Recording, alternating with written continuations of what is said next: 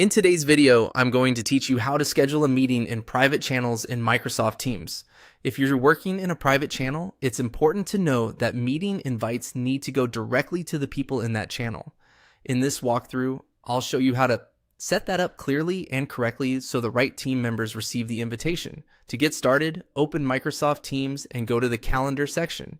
This is where you can view your upcoming events, manage existing appointments, and create new meetings. If you use Teams regularly, this area will likely already feel familiar, but it's also the main starting point for scheduling anything new. Once you're in the calendar, click on New Meeting. This opens the meeting creation window where you can enter all of the important details before sending the invite.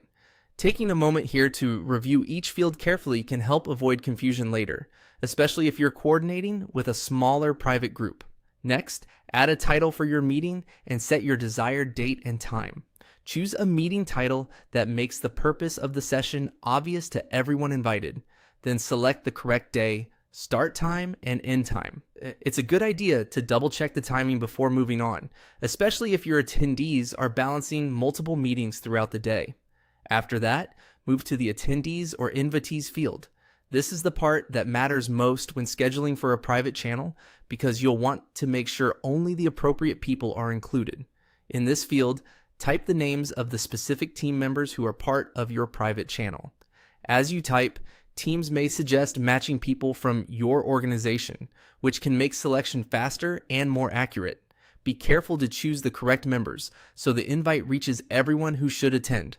Since private channels have limited membership, manually adding the right participants helps keep the meeting aligned with the channel's privacy and purpose. Once everything looks good, click Send to dispatch the calendar invites.